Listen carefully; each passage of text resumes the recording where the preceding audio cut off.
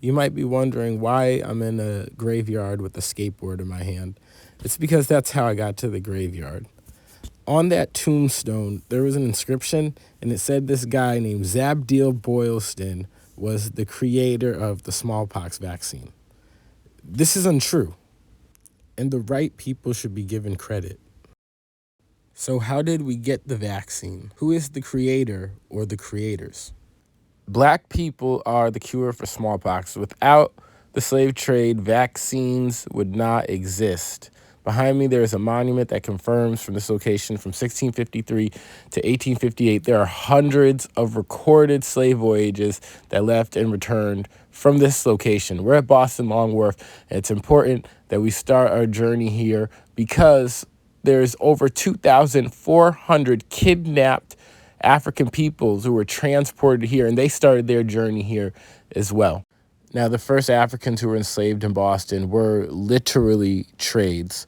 Native Americans from this area were kidnapped and brought to the Caribbean and traded for African slaves to be brought back, transported to Boston. Almost 40 years after the slave trade started in Boston, the smallpox epidemic hit hard. Now, as smallpox is a disease that originated in Africa and in India, there may be some correlation, some connection, you could say, between the arrival of smallpox 40 years after the beginning of transporting people, enslaved people from Africa in 1677.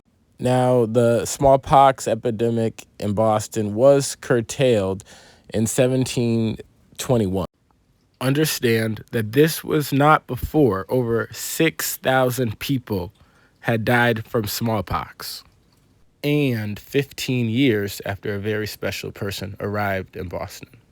In 1706, one man arrived in this location who was given the name Onesimus. He was a captive and enslaved person in Boston who we don't know his real name, age, or even when he was born. I can't tell you when he died or even where his remains are. In fact, I don't know where there is one single monument in this city or a monument in the country for the man who saved it. If you like stories about medical breakthroughs, medical technology, then stay tuned. This story is giving I Am Legend. It's giving Robert Neville. I mean, this guy, he had the cure right on his skin. The cure is in her blood. Now, to tell this story, we're taking a journey from Boston Long Wharf, and despite this little hiccup, we're actually on our way to the North End. We're going to the North End because this is the area that Onesimus most likely lived. Therefore, it is also where the people who held him captive, who enslaved him, it's where his captors lived as well. Now, where we're headed, the North End of Boston, is Boston's oldest neighborhood. It's where you can find the oldest house in Boston, the Paul Revere House. The North End of Boston was established around 1646, so 8 years after the arrival of free labor. Kidnappers of Africans were paid both for the Africans they could bring to Boston and the Africans that they could not. In 1645, 1 year before the Boston's North End was officially established, a team of Bostonians were paid for killing 100 Africans off of the coast of the Congo, claiming that the dead Africans were lost cargo. Here we're pulling up to the 7-Eleven, and this is where Onesimus lived. Now, I want to get a little bit into Onesimus's captors, his owners, per se.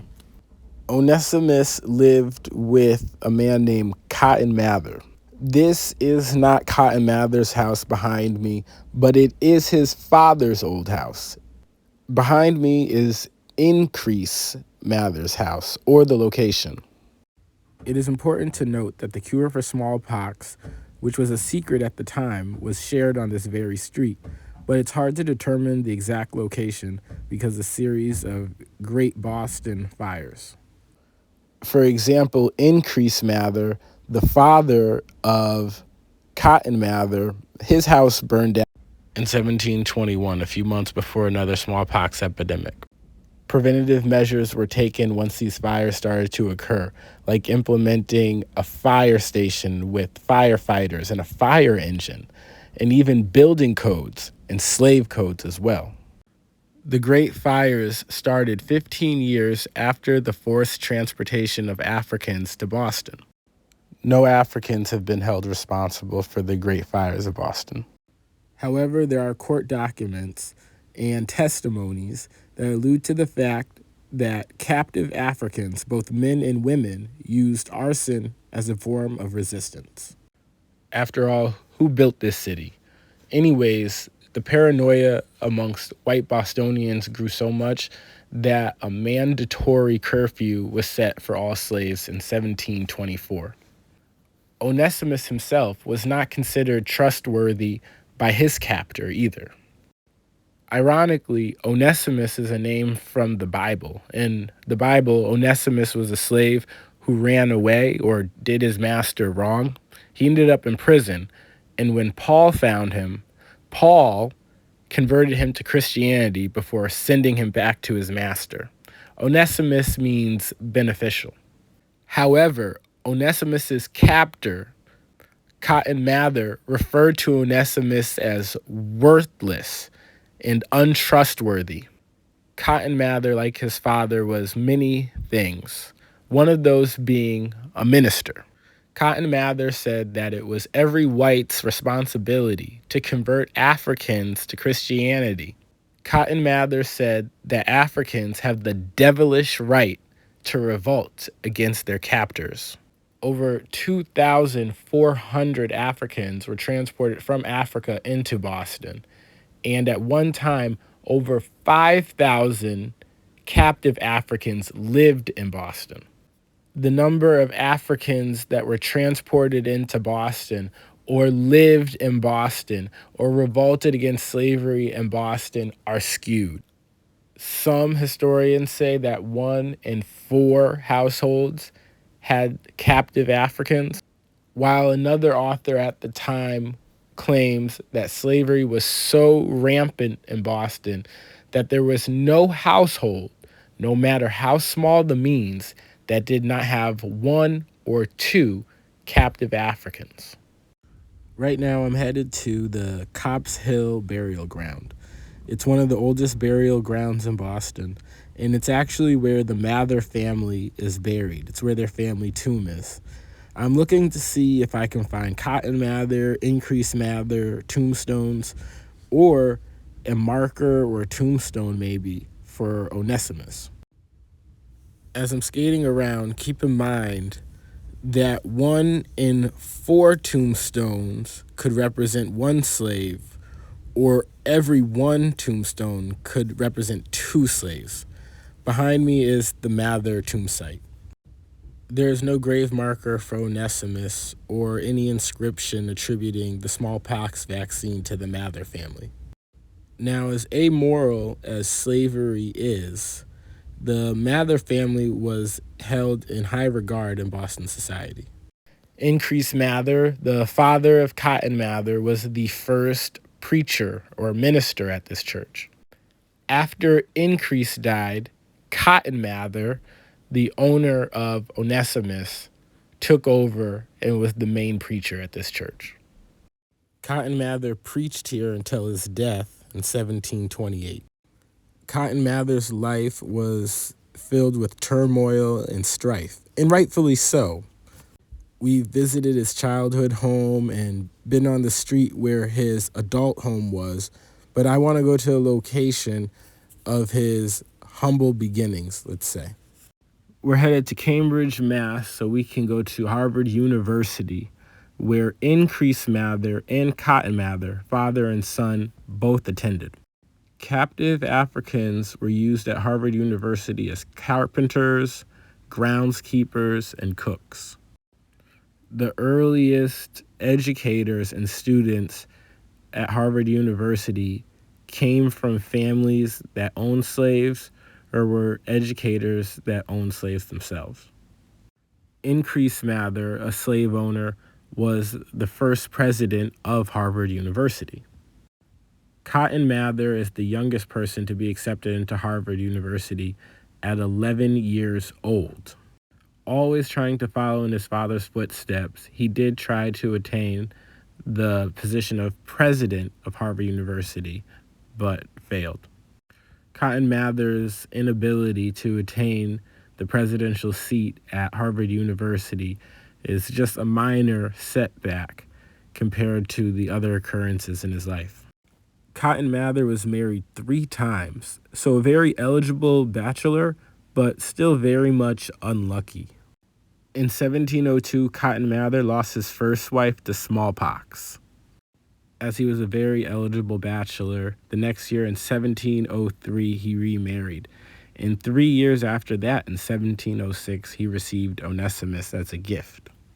It was not but 7 years after Onesimus's arrival in the Mather house that Cotton Mather lost his second wife and their children to measles.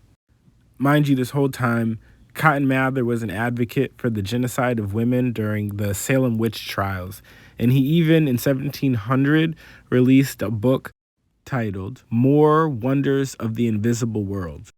It was a book that defended the genocide against the women in Salem. So for 10 years, Onesimus witnessed this man's behavior and the tragedies in his life. Cotton Mather, having married a 3rd time, a woman who was subject to rage, as he explained, was lonely. He found himself seeking the advice of a man that he did not trust, value, or treat well. Fearing another surge in the numbers of smallpox infections and deaths, Cotton Mather asked Onesimus if he ever had smallpox. Mind you, this is 10 years after the fact that Onesimus has arrived in America from Africa. He's having a discussion with a Harvard, quote-unquote, educated professor about medicine in English. Onesimus must have been a genius, but what he would say next was even more clever, more smart. To the question of if he ever had smallpox, Onesimus replied both yes and no. Those were his words to Cotton Mather when asked if he had smallpox. He then raised his sleeve and showed Cotton Mather a scar on his arm. Onesimus explained that most of the West Africans being imported to Boston were immune to smallpox. The scar that Onesimus had, which was much like the scar that many of the captive people from Africa had, was an inoculation scar, or rather a variolation scar. Centuries before smallpox hit Boston, Africans had been protecting themselves against the disease. The procedure that Onesimus described to Cotton Mather was considered African folk medicine. And although it was considered African folk medicine, those who were being captured in Africa and transporting to America were still continuing the practice of variolation in the colonies. I'm outside of Harvard University, and behind me is the Mather House. Between 1721 and 1722, Boston experienced another smallpox outbreak. This smallpox outbreak, which ends in 1722, comes after one of Boston's great fires in 1721, the same fire that burnt down Increase Mather's house. And Cotton Mather almost lost his house as well because he was advocating and preaching about the benefits of African folk medicine so much that somebody threw a bomb through the window of his house trying to kill him and Onesimus. The white Bostonians did not begin to trust Cotton Mather or Onesimus until the end of the 1722 smallpox outbreak, when a physician was able to show that out of 280 people inoculated for smallpox, only 6 passed away. This is compared to the 844 people died out of the 6,000 who were not inoculated. And the rest is history. Onesimus's name is mostly forgotten. The end. Please like, comment, share, subscribe. What I'm gonna say next, I didn't even know if I should put it in the video, but how many of you would help your captor protect themselves against the disease, knowing that you are fully vaccinated, that you are fully immune to the disease, and you could just, I don't know, watch your captor pass away and run off to freedom? How many of you would prevent that? And if what Onesimus says is true, that Africans were already immune to the disease because they had been vaccinating themselves and were continuing to vaccinate themselves in the colonies, well, doesn't that mean they were passing it around? My theory, my argument is that the captive Africans were hiding the practice of variolation from the Bostonians. The captive Africans were hoping that the Bostonians would succumb to smallpox.